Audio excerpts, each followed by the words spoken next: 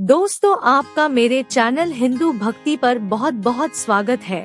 अगर आप मेरे चैनल पर नए हैं तो कृपया चैनल को सब्सक्राइब जरूर कर दें और अगर वीडियो अच्छा लगे तो कृपया लाइक, कमेंट और शेयर जरूर करें। हमारा देश पौराणिक समय से ही ऋषियों महर्षियों की तपस्थली रहा है। इसमें ऐसे कई ऋषि महर्षि हुए जिनके तपोबल से देवताओं के राजा कहे जाने वाले इंद्र भी घबरा जाते थे। देवराज इंद्र उनकी तपस्या को भंग करने के लिए अप्सराओं को भेजा करते थे। वैसे तो आपने ऐसी कई कथाओं के बारे में आप सभी ने सुन या पढ़ रखा होगा, परंतु आज हम आपको एक ऐसे महर्षि की कथा सुनाने जा रहे हैं जिनकी तपस्या से घबराकर जब देवराज इंद्र ने एक अप्सरा को भेजा तो उस ऋषि ने हजारों वर्ष तक उस अप्सरा के साथ भोग विलास किया। पौराणिक काल में वेद के ज्ञाताओं में श्रेष्ठ महर्षि कंडू हुआ करते थे, जिनका आश्रम गोमती नदी के तट पर हुआ करता था। एक बार की बात है, ऋषि कंडू ने घोर तपस्या करनी शुरू की। वो तपस्या में इतने लीन थे कि उन्हें किसी भी चीज का आभास भी नहीं होता था। इस तरह ऋषि को तपस्या में लीन देखकर देवराज इंद्र घबरा गए। उन्हें ये डर सताने लगा कि कहीं ऋषि कंडू उन्हें स्वर्ग के सिंहासन से दूर न कर दें, और इसी डर के कारण इंद्र ने ऋषि कंडू की तपस्या को भंग करने के लिए प्रमलोचा नाम की एक अप्सरा को धरती पर भेजने का निर्णय लिया।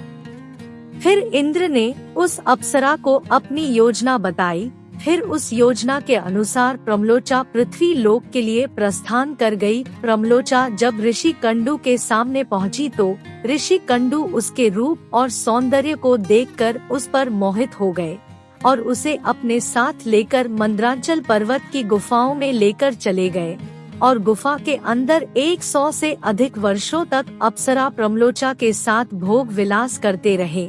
जब 100 वर्ष बीत गए तो एक दिन अप्सरा प्रमलोचा ने ऋषि कंडू से कहा, हे ऋषिवर, अब मैं स्वर्ग लोक वापस जाना चाहती हूँ, इसलिए आप मुझे प्रसन्नता पूर्वक जाने की आज्ञा दीजिए। अप्सरा के मुंह से जाने की बात सुनकर ऋषि कंडू उदास हो गए। उन्होंने कहा, हे देवी, अभी थोड़े दिन और रुक जाती तो अच्छा होता। ऋषि को उदास देखकर अप्सरा पृथ्वी लोक पर रुकने के लिए मान गई और फिर ऋषि कुंडू ने अगले 100 वर्षों तक उसी गुफा में अप्सरा के साथ भोग विलास किया। फिर 100 वर्षों के बाद अप्सरा प्रमलोचा ने ऋषि से कहा, हे मुनिवर, मुझे पृथ्वी लोक पर आए बहुत समय हो गया है। अब तो आप मुझे स्वर्ग लोक जाने की आज्ञा प्रदान करें। ऋषि कंडू उसकी बात सुनकर फिर व्यथित हो गए और बोले, हे देवी, अभी कुछ दिन और रुको। इसी प्रकार कई 100 वर्ष बीत गए और जब भी अप्सरा प्रमलोचा स्वर्ग लोक जाने की बात ऋषि से कहती तो वो किसी तरह से उसे मना लेते। अप्सरा ऋषि के शाप के डर से कुछ कह नहीं पाती। उधर महर्षि के कामवासना में लिप्त होने से अप्सरा के प्रति उनका प्रेम बढ़ता ही जा रहा था।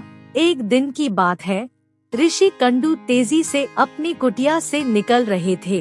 तभी प्रमलोचा उनके पास आई और उससे पूछा, हे मुनिवर, आप कहाँ जा रहे हैं? तब ऋषि कंडू ने कहा, हे भद्रे, दिन अस्त हो चुका है, इसलिए मैं संध्या योपासना करने जा रहा हूँ। अगर मैंने ऐसा नहीं किया तो मेरा धर्म नष्ट हो जाएगा। ये सुनकर प्रमलोचा मुस्कुराए बिना ना रह सकी और बोली, हे सब वेदों के ज्ञाता, इतने वर्षों में क्या आज पहली बार सूर्यास्त हुआ है? जो संध्या वंदन नहीं करेंगे तो आपका धर्म नष्ट हो जाएगा। इस प्रकार के वचन सुनकर ऋषि कंडू ने कहा, हे भद्रे, नदी के इस सुंदर तट पर आज सवेरे ही तो तुम आई हो। मुझे भली भांति याद है, मैंने आज ही तुमको अपने आश्रम में प्रवेश करते देखा था। अब दिन के समाप्त होने पर संध्या काल हुआ है। लगता है कि तुम मेरे साथ उपहास कर रही हो।